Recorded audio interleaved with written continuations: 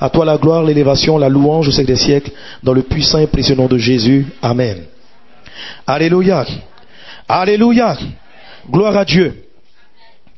Aujourd'hui, je voudrais parler avec vous du père de la foi. Qui connaît le père de la foi? Comment il s'appelle? Abraham. Je vais parler avec vous d'Abraham et de certains points sur sa vie. Amen. La Bible dit dans le livre de Genèse chapitre 28 verset 4 ou 24 que nous avons été bénis. La Bible dit que vous êtes bénis de la bénédiction d'Abraham. Dans le livre de Galates aussi cela revient. La Bible nous parle de la bénédiction d'Abraham. Abraham est un homme béni de Dieu. La Bible appelle le surnom le père de la foi. Ça veut dire celui qui de par sa vie, par sa façon d'être, a marqué le cœur de Dieu. Quand la Bible déclare que nous sommes bénis de la bénédiction d'Abraham, ça veut dire la même façon dont Dieu a procédé avec lui, Dieu procède avec nous. Amen. Je veux qu'on ouvre nos Bibles dans le livre de Matthieu chapitre 19.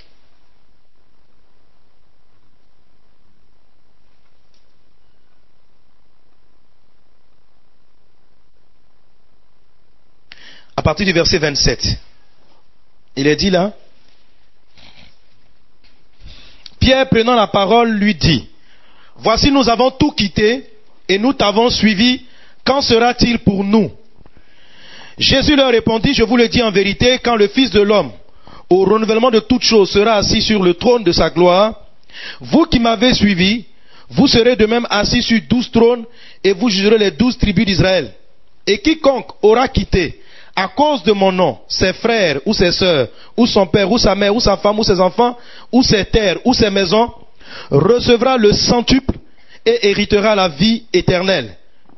Plusieurs des premiers seront les derniers, et plusieurs des derniers seront les premiers. Alléluia.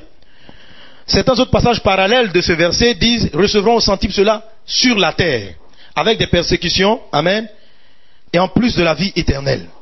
Amen. Voilà une parole très favorable du Seigneur Jésus que nous aimons beaucoup. Il dit, si quelqu'un a abandonné toutes ces choses, Dieu va le bénir 100 fois plus. 100 fois plus, il obtiendra un père, une mère. Pas que les gens vont t'enfanter 100 fois plus. Non. Mais que l'affection paternelle, l'affection maternelle, ce qu'un père pouvait te donner, Dieu va te donner ça 100 fois plus. Amen. Si pour le royaume de Dieu, pour suivre le Seigneur, tu as eu à abandonner ta maison, Dieu te donnera des maisons, 100 maisons. Amen. Littéralement, tu vas devenir propriétaire. Si tu étais propriétaire d'une maison, pour cette maison-là, tu l'as sacrifiée à Dieu. Tu l'as laissée à cause du Seigneur. Dieu promet de multiplier ça par 100 sur la terre avec des persécutions. C'est pas grave. Amen. Gloire à Dieu. N'oubliez pas ça quand même. Amen. C'est au paradis, on aura la joie parfaite. Donc Dieu va multiplier ça par 100. Si à cause du royaume de Dieu, tu as perdu ton père et ta mère, quelquefois, pour certaines personnes, à cause de l'appel du Seigneur, ils étaient appelés à devenir de grands cadres, ingénieurs, qui allaient soutenir leurs parents, mais Dieu l'appelle à venir en plein temps. Quand les parents les voient partir, parce que quelquefois le plein temps ressemble à la galère, à cause du royaume de Dieu, ils ont perdu père et mère. Dieu dit que tu vas recevoir cela multiplié par 100. Quel que soit ce que tu perdras, si pour le royaume de Dieu tu as perdu une terre, Dieu va te donner sur la terre, il te promet de te donner sur la terre 100 fois plus. 100 fois plus. Ce passage est cité simplement, mais en fait, il reflète exactement ce que c'est que la bénédiction d'Abraham. Alléluia. Il reflète ce que c'est que la bénédiction d'Abraham. Mais lorsque nous le lisons, généralement nous voyons le côté 100 fois plus. Et nous n'observons pas le côté quitter. Quitter. Dis à ton voisin, quitter. En français, il voit, on dit quitte dans ça. Quitter. Nous ne voyons pas la notion du quitter. Le fait de perdre, le fait d'abandonner. Alléluia. Alléluia. J'ai donné les premiers de cette exhortation, ou bien j'en ai parlé déjà une fois en traitant le thème, le Dieu d'Abraham, d'Isaac et de Jacob. On en avait longuement parlé en son temps. Et voyez cet enseignement comme une suite de l'enseignement du Dieu d'Abraham, d'Isaac et de Jacob. Ouvrons nos Bibles dans le livre de... D'abord, lisons plusieurs passages qui parlent de cette bénédiction d'Abraham que nous recevons. Genèse, le chapitre 28, verset 4.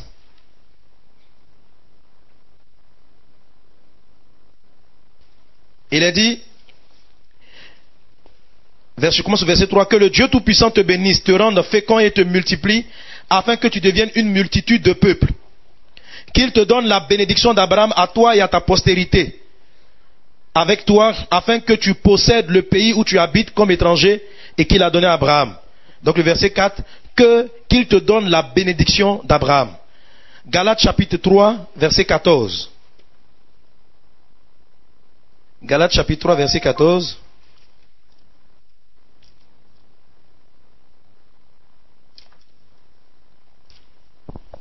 Il est dit,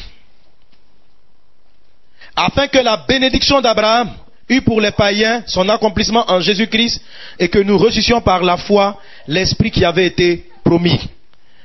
Le Seigneur dit que la bénédiction qui doit nous être accordée en tant que païen converti qui avait accepté Jésus, c'est cette bénédiction d'Abraham. Que nous soyons bénis de la bénédiction d'Abraham. La bénédiction d'Abraham est une bénédiction de multiplication. Alléluia. Nous la voyons dans le livre de Genèse. Dieu la rappelle plusieurs fois dans le livre de la Genèse. Lisons la première fois, Genèse chapitre 12 à partir du verset 1. Il est dit, l'Éternel dit à Abraham, va-t'en de ton pays, de ta patrie et de la maison de ton père, dans le pays que je te montrerai. Je ferai de toi une grande nation et je te bénirai. Je rendrai ton nom grand et tu seras une source de bénédiction. Je bénirai ceux qui te béniront et je maudirai ceux qui te maudiront. Et toutes les nations de la terre seront bénies en toi.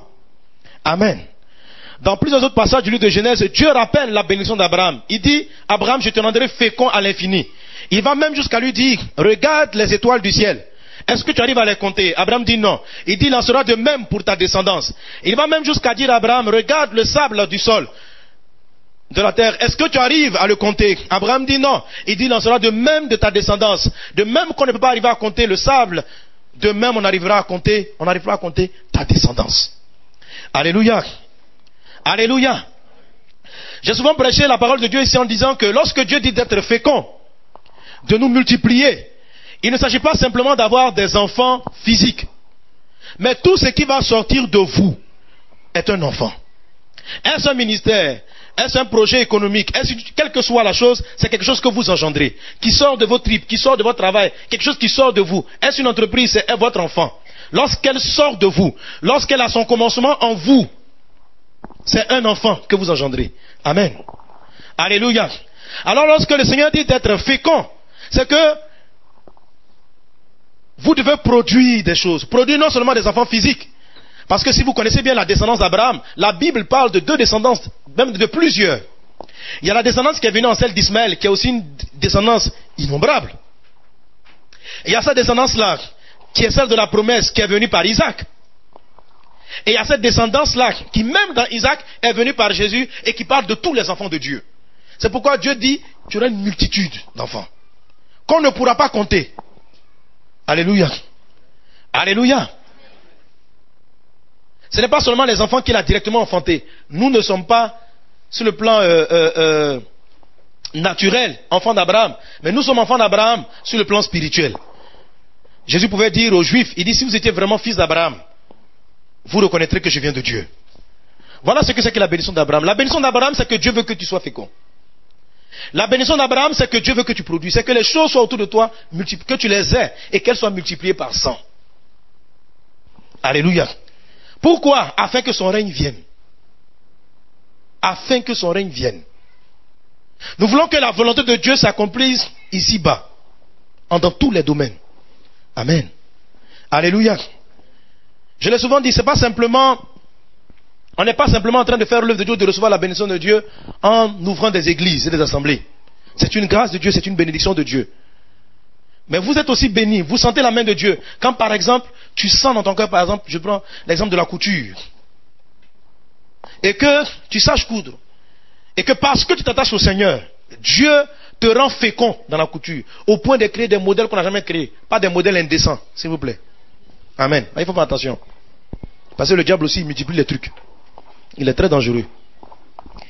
Et au point où ce que tu vas produire soit capable d'influencer le monde. Quand il dit vous allez dominer. Mais en fait, la bénédiction d'Abraham n'est rien de nouveau. C'est cette même bénédiction que Dieu a prononcée à Adam et Ève lorsqu'ils allaient enfanter. La Bible dit Dieu les bénit et leur dit soyez féconds, multipliez, assujettissez et dominez. C'était pas seulement ayez beaucoup d'enfants physiques, naturels, mais ayez aussi des enfants spirituels. Amen. Alléluia. Ma prière est que chacun dans le domaine que Dieu vous a donné, vous soyez féconds, que vous multipliez, que vous assujettissez. Alléluia. Est-ce que tu crois? Est-ce que tu crois en la bénédiction d'Abraham? Si tu crois, acclame le Seigneur. Alléluia. Oui, moi je le crois. Je crois quand le Seigneur déclare dans sa parole que son règne vienne, qu'il doit être ainsi. Que dans tous les domaines, dans les multinationales, dans les sociétés, le règne de Dieu soit manifesté. Amen.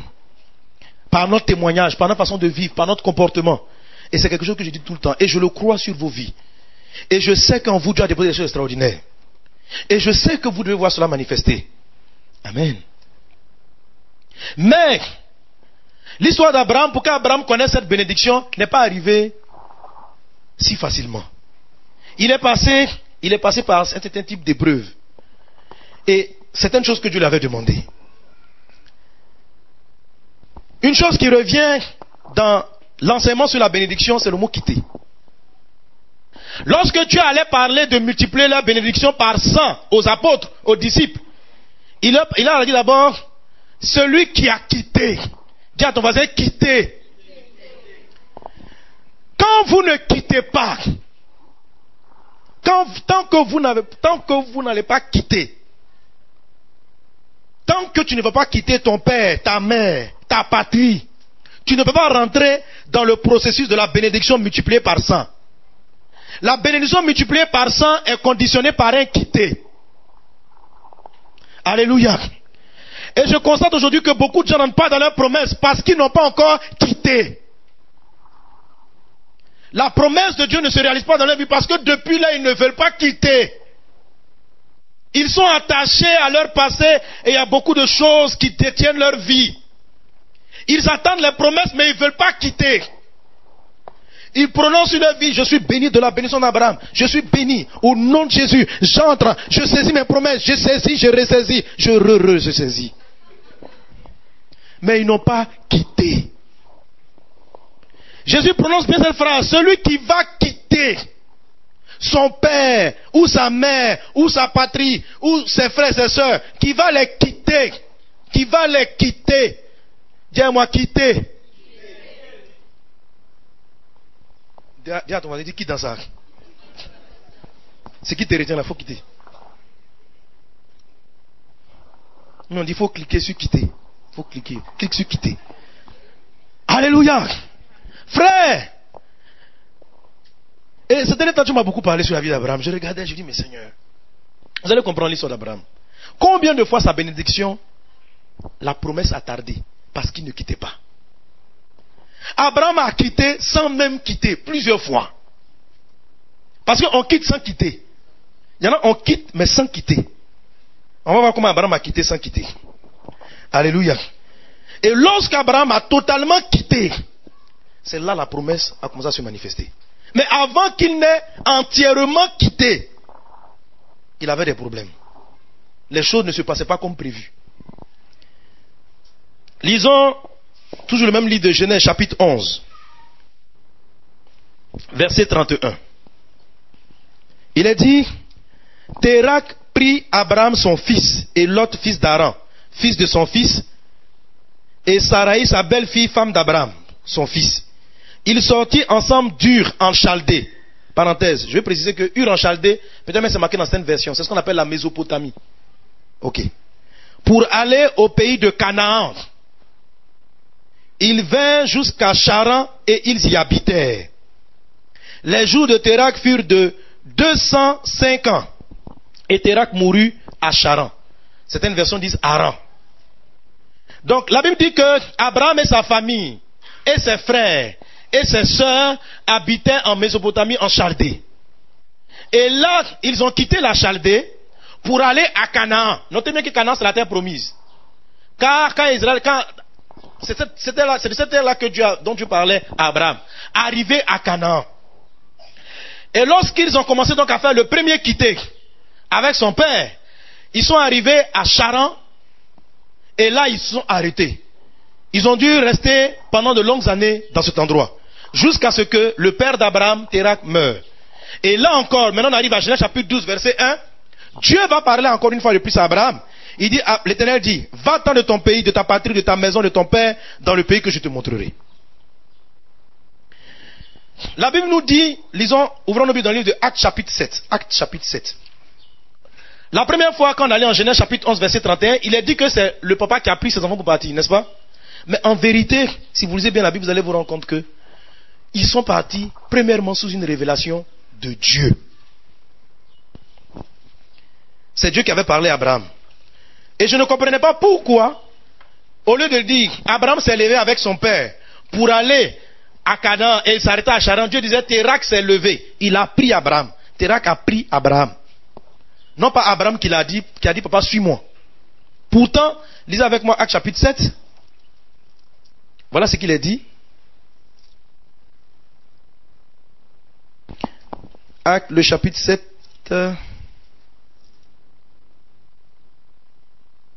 Je lis à partir du verset 1, à partir du verset 2. Étienne répondit, homme frère et père, écoutez, le Dieu de gloire apparut à notre père Abraham lorsqu'il était en Mésopotamie. Amen.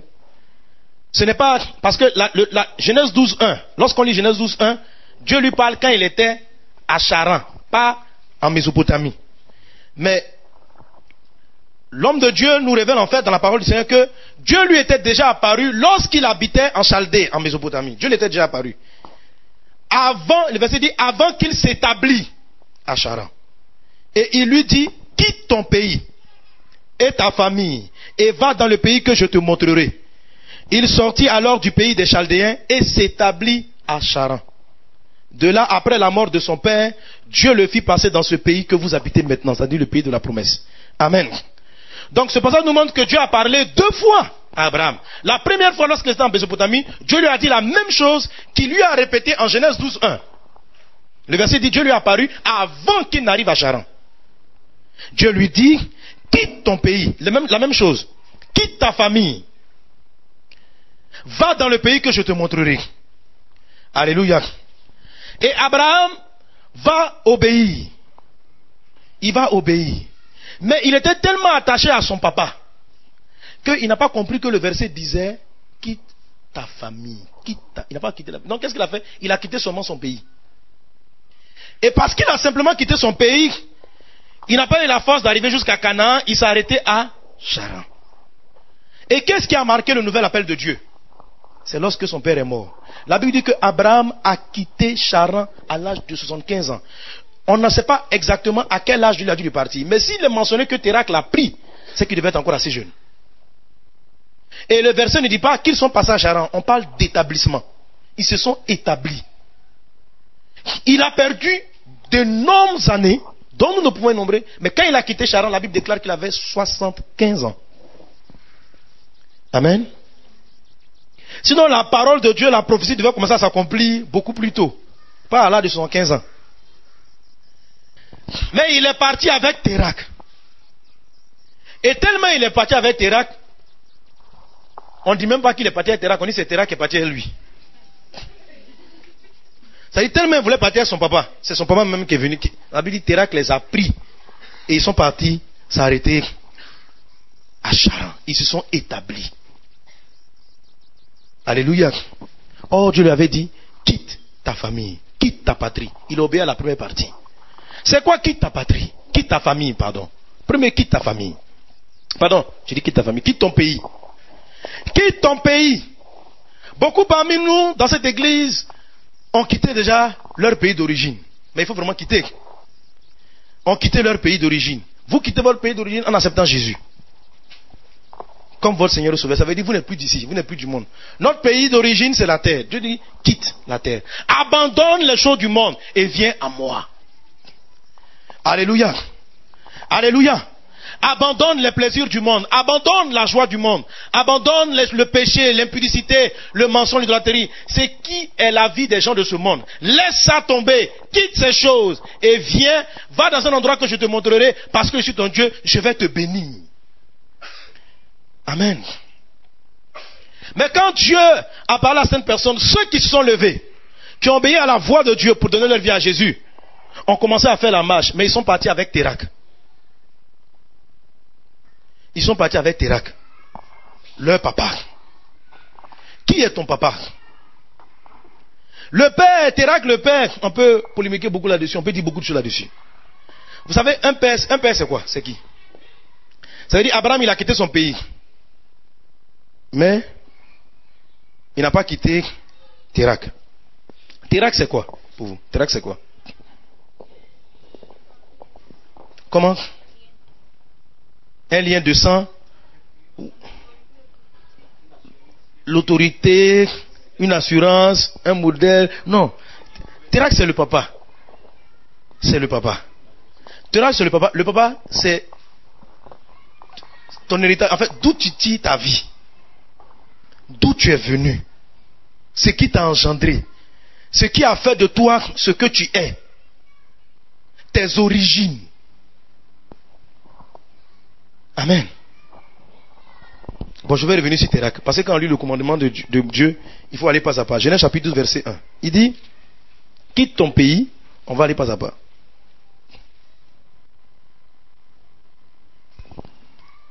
Dieu dit à Abraham, quitte ton pays, quitte ta patrie. Je vais parler un peu de quitte ta patrie. Vraiment, c'est ça. Donc, quitte ton pays, c'est la conversion. Quitte ta patrie.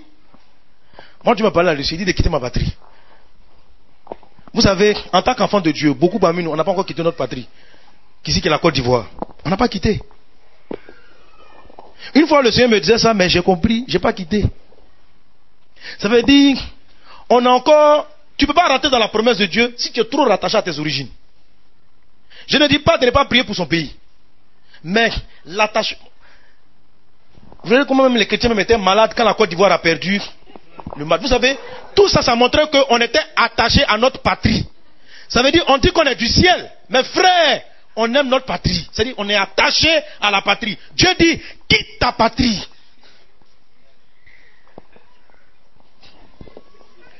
Maintenant, vous voyez les sacrifices. Parce que quand on dit quitter le monde, Dieu, on a compris. Mais ta patrie, ta patrie. Parce que le mot patrie, c'est plus fort que pays. Il dit, quitte ton pays, quitte ta patrie. Parce que tu pourrais quitter. C'est comme si tu quittes. Et puis tu vas t'installer en France. Mais tu es un patriote. Est-ce qu'en France, on ne peut pas être patriote? On peut pas être patriote en France? On peut être patriote. Il y a des patriotes. Tu es patriote en France, tu es patriote. Donc, il a quitté physiquement le lieu, mais n'a pas quitté sa patrie. Beaucoup parmi nous n'ont pas encore quitté leur patrie.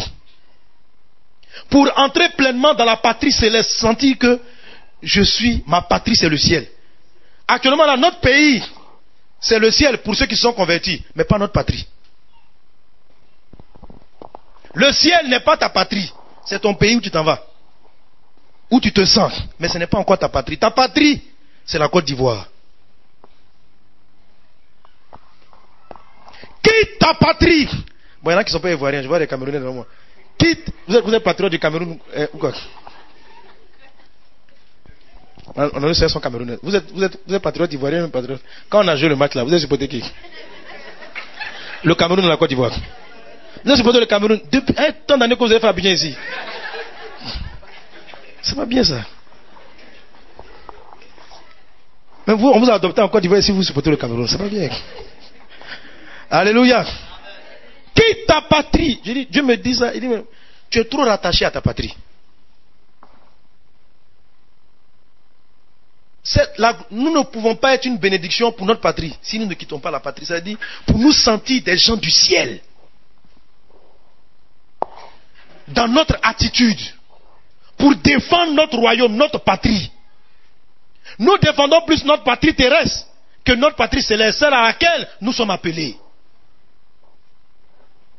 Tu n'as pas quitté ta patrie. Oh, la bénédiction d'Abraham ne vient que lorsque tu as quitté ta patrie, tu es trop rattaché. Alléluia.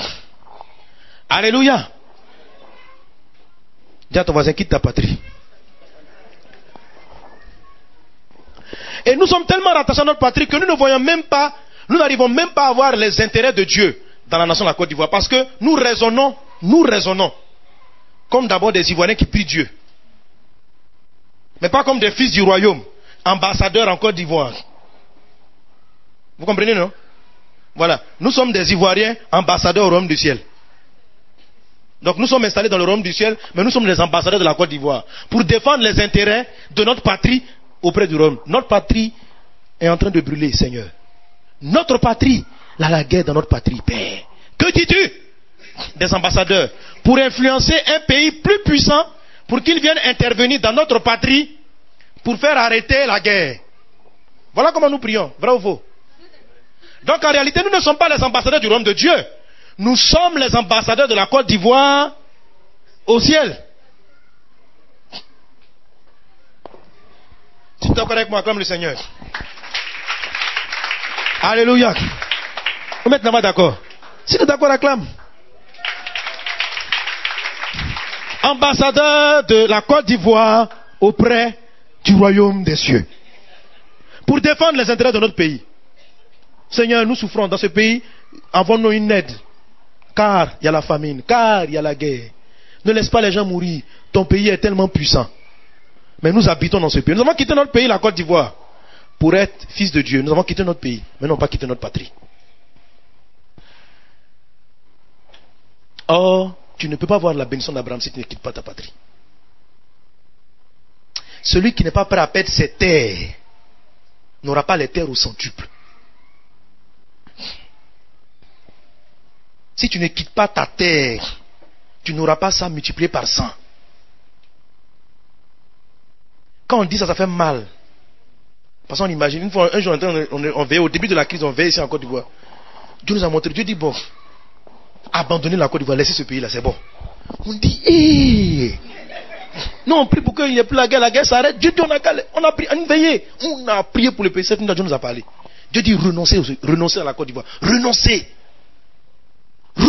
à ce pays. Je dis, Seigneur, là où je suis né, ma vie, on ne pouvait pas renoncer, c'était dur. On a prié comme ça, alors qu'on n'a pas renoncé, on a fini la veille. Dieu nous a parlé jusqu'à on n'a pas renoncé, on a fini la veille. Dieu dit abandonnez. Ce que vous allez vouloir sauver, vous allez le perdre. Mais ce que vous êtes prêt à perdre, c'est ce que vous allez sauver. Tant que nous allons vouloir posséder, garder, dès qu'il y a un bruit, c'est-à-dire, et ce qui fait que nos prières sont des prières, comme on dit souvent, réactionnaires. On entend, il paraît que Mathias Doué dit que il arrive. En fait, nous on réagit, vous comprenez? Oh, nous sommes des fils du royaume, on est serein et imperturbable. Je me demande si l'ambassadeur des États-Unis, ici en Côte d'Ivoire, panique. Il trouve que c'est dommage ce que la Côte d'Ivoire vit sûrement. Et il fait ses efforts pour que ça change. Mais il ne panique pas. Il n'est pas d'ici. Ce n'est pas sa patrie.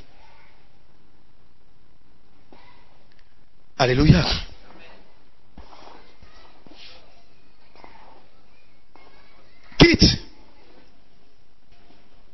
Quitte ta patrie. Qui ce matin est prêt à quitter? Il y en a, vous levez précipitamment. Quitter. On quitte, non? Alléluia. Quittons cette patrie pour embrasser pleinement notre patrie, qui est la patrie du ciel.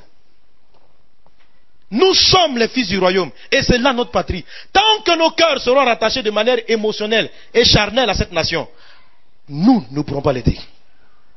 Car Dieu voulait qu'Abraham devienne source de bénédiction pour le monde entier, y compris la Chaldée. Mais pour qu'il soit une source de bénédiction pour la Chaldée, il fallait qu'il quitte la Chaldée. Il fallait qu'il la quitte physiquement, il fallait qu'il quitte la patrie. Et après, il dit, par toi je bénirai le monde. Vous voulez être une source de bénédiction pour le monde? Vous voulez que les talents que Dieu a déposés en vous puissent influencer l'humanité entière? Il faut que vous quittez ce monde. Vous voulez voir ce que Dieu vous a promis se manifester? Il faut que vous quittiez. Alléluia. Quitte ta patrie.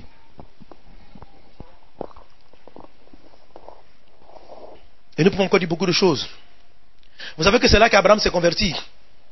La Bible dit dans le livre de Josué, j'oublie exactement la référence, il dit que Abraham étant en Mésopotamie, il adorait les idoles. Ils adoraient les idoles. Et quand Dieu l'a dit, c'est là qu'il a commencé à connaître Dieu. Il a laissé tout ce que son pays aimait.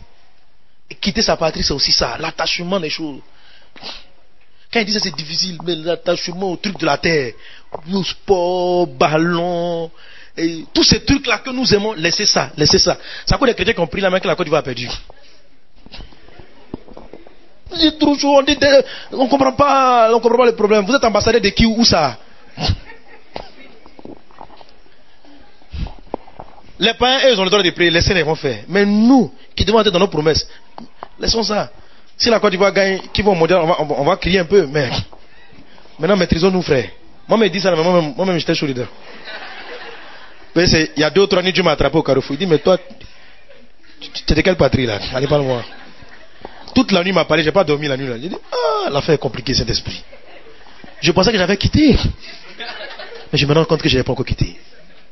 Je suis trop attaché à c'est un attachement émotionnel à cette nation. Je pleure tous les jours pour que cette crise-là s'arrête et pour que cette nation soit sauvée. Mais mon attachement c'est pas celui qui vient de Dieu. C'est celui qui vient de celui qui habite dans la patrie. Alléluia. Ce n'est pas celui d'une nation supérieure qui va aider une autre nation frère. Ou une nation dans laquelle tu es envoyé comme ambassadeur. Quitte ta patrie. Va-t'en de la maison de ton père. Quitte ton père. Quitte Térak. Abraham n'a pas quitté Térak. Abraham n'a pas quitté Térak. Térak sont tes origines. Ce qui t'a fait. Ce qui a fait de toi ce que tu es. En fait, en quelque sorte, tous les biens que tu as pu acquérir, ou bien tout ce que le monde a pu te donner, que tu as pu avoir lorsque tu étais encore en Mésopotamie, c'est-à-dire dans le monde, lorsque tu étais encore dans cette patrie, abandonne-les. Elle ne doit pas avoir tu ne dois pas être émotionnellement attaché à ces choses. Pourquoi? Sinon, à la fin, ce sont ces choses-là qui te conduisent. Ce sont ces choses-là qui te conduisent. Et non pas le royaume des cieux qui te conduit. C'est pourquoi il a dit, Térak a pris Abraham. Parce que il était tellement attaché émotionnellement à son père. C'est à lui Dieu a parlé. Mais c'est son père qui le conduit. Ce sont tes intérêts dans ce monde qui te conduisent. Les biens que tu as pu avoir, l'argent, tout ce que le monde a pu te donner. Mais tu n'entreras pas dans ta promesse si Térak ne meurt pas. Et Abraham s'est arrêté à Charan, à mi-parcours de la promesse. Alléluia. Les choses qui vont vous faire le plus longtemps tarder pour entrer dans vos promesses et dans vos bénédictions, c'est tout ce à quoi vous êtes attaché émotionnellement. Émotionnellement. Tout ce que le monde a pu vous donner comme bien, comme avoir. Si vos cœurs sont étroitement attachés à ça, au point où quand on les touche, vous pleurez pendant 3 jours. C'est ça qu'on appelle votre Térak. Un bien qui t'est cher. Abraham a obéi la première partie, il s'est levé. Mais il n'a pas pu bouger tant que son père était encore vivant.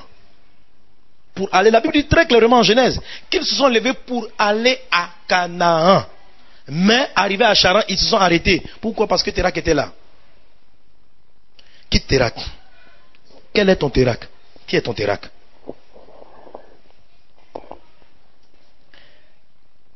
Est-ce ta formation scolaire, étudiantine, tes diplômes? Peut-être ton père même, physique. Ta mère, tes frères. Ça peut être ça tes Térak. Tu es tellement attaché à eux que pour eux, tu peux pécher. Pour eux, tu es capable de t'arrêter sur le chemin de ta destinée. Ça peut être ta famille. Ça peut être tes enfants. Ça peut être tes proches. En tout cas, tout ce que tu avais, tout ce que tu as eu, même quand tu ne connaissais pas le Seigneur, qui ont de la valeur pour toi, c'est ça le Térak. Ça peut être de l'argent, du bien que tu as accumulé avant de rencontrer le Seigneur. Toutes ces choses-là constituent pour toi le Térak. Un Térak. Et tu as dit, dans ce cas, il se dit, mais le plus important c'est d'arriver à Canaan, ou bien Dieu veut savoir avec qui je pars. Bon, quand il a entendu, laisse ta famille, là. Il a pensé à ses oncles, il les a tous laissés, mais il dit, papa, je t'aime tellement, allons-y. Et il a suivi son père. Et son père n'avait pas reçu la vision d'aller jusqu'à Canaan. C'est Abraham qui l'avait reçu. Cela les a bloqués à Charan. Jusqu'à il a eu 75 ans. 75 ans. Ce matin, le Seigneur veut que tu trouves ton Térak. Où est Térak? Où il est? Tue-le avant qu'il ne te fasse durer jusqu'à 75 ans. Tue-le! Bon, on n'a pas dit tuer ton papa, mais dans ton cœur. C'est pourquoi je ne comprenais pas la parole du Seigneur. Regardez ce qu'il dit. Il dit, si quelqu'un veut venir après moi, s'il ne déteste pas, le mot est fort, son père, sa mère, il dit, il peut pas être mon disciple. Ça veut dire, il peut pas me suivre. Tu ne peux pas suivre le Seigneur dans tes promesses. Si tu ne détestes pas ton père, ça veut dire de là d'où tu dis, tout ce qui a de l'important pour toi, si tu ne les détestes pas. C'est pas détester dans le sens de haine, mais c'est couper. Faut couper. Quitte. Dis à ton voisin, quitte dans ça. Frère, ta bénédiction tarde. Parce que tu n'as pas encore quitté. Tu es trop rattaché à des choses. Il dit, nous avons été bénis de la bénédiction d'Abraham, mais la bénédiction d'Abraham commence par un quitter. Il dit, je vais multiplier ce que vous avez perdu au centuple. Mais avant de multiplier, il parle d'abord d'un quitter. Celui qui a quitté à cause de moi. Vous voulez être mes disciples? Si vous voulez venir me suivre, apprenez à perdre. Si vous aimez votre père, votre mère, ton père, ta mère, plus que moi, tu n'es pas digne de moi. Si tu ne les détestes même, si tu ne les détestes pas, tu ne peux pas être mon disciple. Est-ce que nous voulons être disciples du Seigneur? Alléluia. Alléluia. Où est ton térac? Oh, réfléchis ma soeur, réfléchis mon frère. Trouve le térac. Je continue la lecture. L'Éternel dit à Abraham, va-t'en de ton pays, de ta patrie, de la maison de ton père, dans le pays que je te montrerai. Je ferai de toi une grande nation et je te bénirai. Je rendrai ton nom grand et tu seras une source de bénédiction. Je bénirai ceux qui te béniront, je maudirai ceux qui te maudiront et toutes les familles de la terre seront bénies en toi. Abraham partit comme l'Éternel lui avait dit. Et Lot partit avec lui, un parent. Non, il ne faut pas dire Lot, il faut dire Abraham. On dit laisse ta famille. Il a gardé petit, dit petit. L'autre, petit Lot. Lui là, son là, Dieu. C'est l'autre. C'est mon neveu. C'est mon neveu. Il a laissé son père. Maman, il a tout laissé. Mais l'autre. Parce que l'autre avait perdu son père très tôt. Il dit, l'autre c'est mon fils. Il a gardé l'autre. Lisez la lettre, si on continue la lettre, vous allez voir. Abraham n'est pas rentré dans ses promesses tant que l'autre était avec lui. Il est arrivé, quand vous devez, il est arrivé jusqu'à dans la terre promise. Il a tourné. La Bible n'a pas trop de lieu où poser ses pieds. Il est parti en Égypte. Le jour où l'autre l'a quitté, ça fait des années encore. Mais pour comprendre ça, c'est là que les promesses ont commencé à se réaliser. Je dis, Dieu, donc tu n'as pas pitié dans cette affaire de quitter. Même un l'autre. Pour ça, je n'ai pas entré dans ma promesse.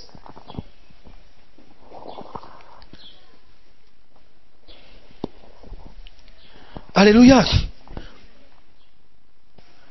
Abraham partit comme l'Éternel lui avait dit et Lot partit avec lui. Abraham était âgé de 75 ans lorsqu'il sortit de Charan. Abraham prit Sarai sa femme et Lot, fils de son frère, avec tous les biens qu'il possédait et les serviteurs qu'il avait acquis à Charan. Il partit pour aller dans le pays de Canaan et ils arrivèrent au pays de Canaan. Abraham parcourut le pays jusqu'au lieu nommé Sichem, jusqu'aux chaînes de Morée. Les Cananéens étaient alors dans le pays. L'Éternel apparut à Abraham et dit, je donnerai ce pays à ta postérité. Abraham bâtit là un autel à l'Éternel qui lui était apparu. Vous savez, quand Lot est encore avec vous, vous pouvez un moment toucher votre promesse. Abraham est arrivé, c'est là il devait arriver. Mais vous lisez le passage comme s'il n'y a aucun événement. Il a vu sa bénédiction, mais il n'a pas saisi. Il a vu la promesse, c'est pourquoi il lui a envoyé la terre qui lui était promise, mais il n'a pas pu la prendre parce que l'autre était encore là. Maintenant, Dieu continue toujours à lui faire des promesses parce que Dieu il est très patient. Il dit, je t'assure mon fils, je te bénis, cette terre-là va t'appartenir. Cette terre-là va t'appartenir. La Bible dit que là, Abraham a bâti un autel et il appelait ce Dieu Bethel parce que l'Éternel lui était apparu. Amen. Alléluia. Alléluia. Bethel qui signifie la maison de Dieu. Je veux dire un mot en ce qui concerne la maison de Dieu. Sur le chemin de ta destinée, il faut que tu bâtisses ton Bethel. Si vous ne bâtissez, tu ne bâtis pas Bethel. Et Bethel était l'endroit qui venait consacrer la terre promise. Cette terre-là. Abraham n'avait pas cette victoire émotionnelle si forte pour couper encore avec l'autre. Mais au moins il a bâti Bethel, la maison de Dieu. Alléluia. Qui était un hôtel, signe. Et je crois que cette communion qu'il a eue avec Dieu, Dieu savait que c'était difficile, a aidé Abraham plus tard à entrer dans ses promesses. Après, il va aller en Égypte. Il va connaître la famille, il va avoir des problèmes. Il voit la promesse, mais il n'arrive pas à la saisir. Alléluia. Alléluia. Si tu me suis, acclame le Seigneur.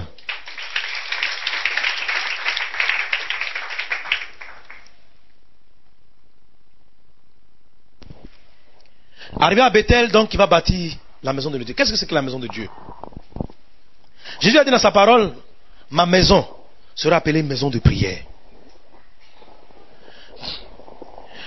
Quelque chose que vous devez marquer pour posséder votre territoire, votre Bethel. Bethel, c'est pas le fait de construire une maison. Ici, ce jour-là, Dieu a apparu à Abraham, ils ont eu une communion. Il a eu une communion et une intimité avec son Dieu. Et il a bâti un hôtel. Un hôtel, c'est pour dire que c'est un endroit qui est fixe. Quelque chose qui se rappelle, qu'on rappelle en mémoire. C'est un peu comme un signe d'alliance vers lequel on doit revenir souvent. Et tout le temps. Et Dieu dit, parce que Bethel, ça veut dire maison de Dieu. Dieu dit ma maison, ça veut dire la maison de Dieu est une maison de prière. Lorsqu'on parle de Bethel, on parle aussi de la prière. Vous ne pourrez pas saisir votre promesse si, comme Abraham, vous n'avez pas un Bethel, un endroit, un moment pour rencontrer votre Dieu. Alléluia. Vous ne pourrez pas avoir la victoire même sur Lot si vous n'avez pas de Bethel. Amen. Si tu suis, tu vas claquer les doigts. Tu dois avoir ton Bethel. Tu dois avoir ton Bethel. Tu dois avoir ta vie de prière. Tu dois prier. Aucun homme n'entre dans la promesse de Dieu s'il n'a pas une communion personnelle avec le Seigneur.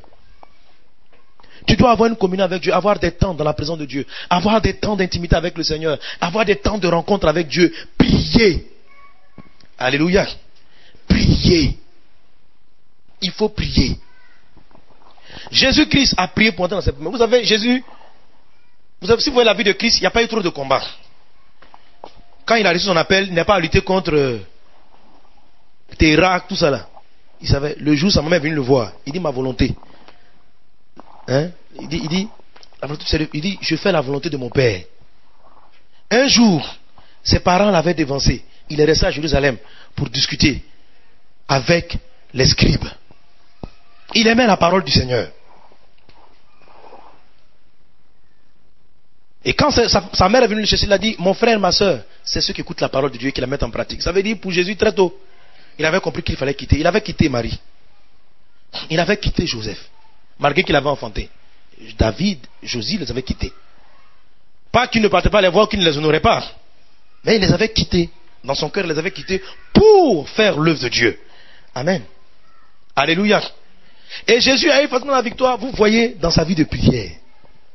Si vous n'êtes pas souvent en communion avec le Seigneur, pour que Dieu puisse faire la circoncision de votre cœur, pour ôter les lots, vous ne pourrez pas entrer dans vos promesses. Vous allez tarder. Tant que Lot était là, Abraham n'est pas entré dans sa promesse. Amen. Alléluia. La vie de prière. Frère, il faut que vous ayez une vie de prière, une communion parfaite avec le Seigneur. Cette église aussi est appelée à être une maison de prière. Amen. Alléluia. La Bible dit de là qu'Abraham est parti en Égypte. Nous allons aller vers la fin donc de l'exhortation. Abraham est allé en Égypte. Verset 10, il dit, il y eut une famine dans le pays. Abraham descendit en Égypte pour y séjourner, car la famine était grande dans le pays. Comme Abraham n'était pas prêt à rester dans le pays, Dieu va envoyer une famine pour l'amener à sortir encore, pour qu'il parte se préparer. Vous savez, ça parle de la vie chrétienne en dents de scie. Tant que l'autre est là, vous rentrez dans vos promesses, vous descendez. Vous rentrez dans vos promesses, vous descendez. Il est arrivé à Canaan. Une famine vient l'amener en Égypte. Tant que l'autre est dans vos vies, tant que vous avez des attachements émotionnels à des choses, des parents, des enfants, des choses que vous tenez. Quand je parle d'enfants, vous voyez fécondité sur tout le plan que j'expliquais tout à l'heure. Tant que vous avez ces attachements-là, vous aurez une vie chrétienne en dents de scie.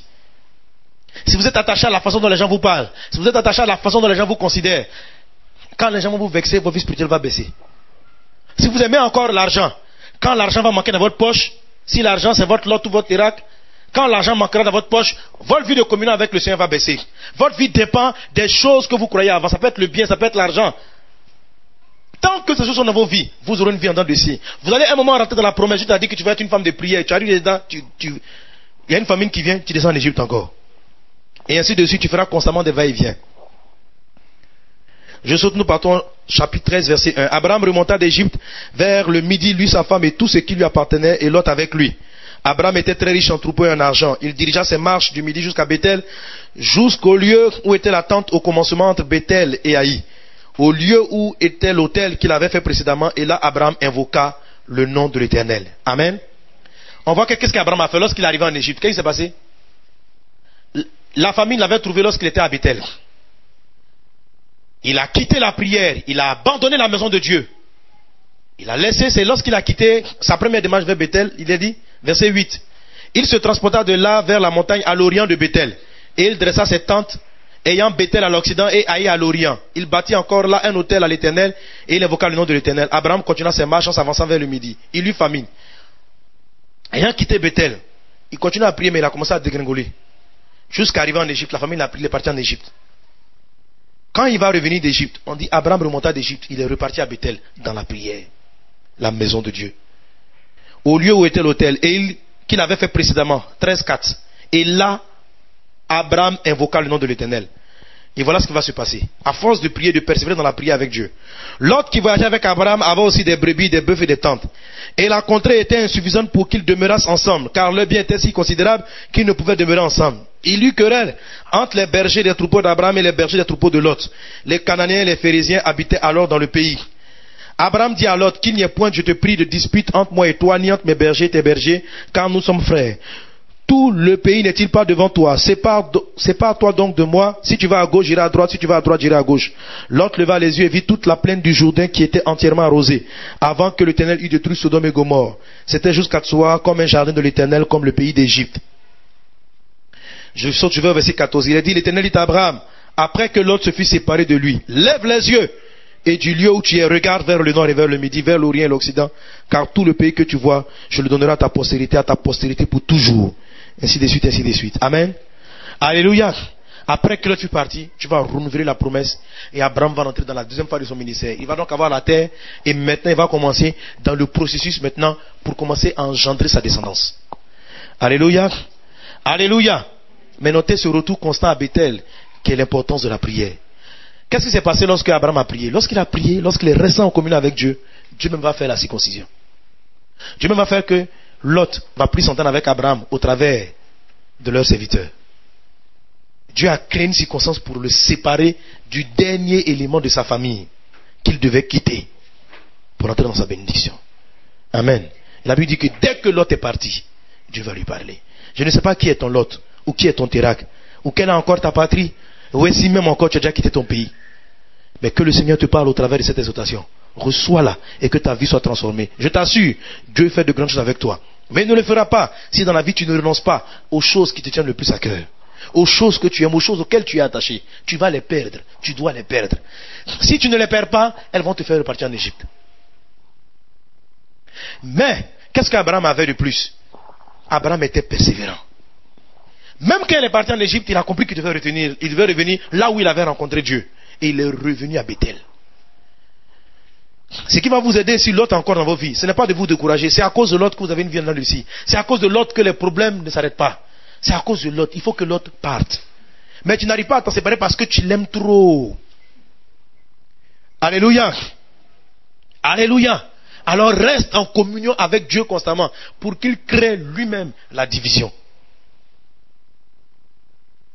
Et il n'est même pas dit qu'Abraham a eu des palabres avec l'autre. Ce sont les serviteurs qui ont eu des palabres. Et c'était suffisant pour qu'ils puissent se séparer. Et à partir de là, Abraham a commencé à entrer dans sa bénédiction. Il y a deux choses que Dieu m'a dit ce matin lorsque je priais pour l'église. Il dit, cette assemblée, beaucoup de frères manquent de persévérance. Soyez persévérants avec le Seigneur. Soyez persévérants dans votre intimité avec Dieu. Et ayez une vie de prière. Quittez votre patrie, votre pays, votre patrie. Quittez Térac, quittez Lot. La prière va vous permettre de comprendre et de pouvoir faire la séparation entre vous et votre Lot. Alléluia. Que Dieu vous bénisse.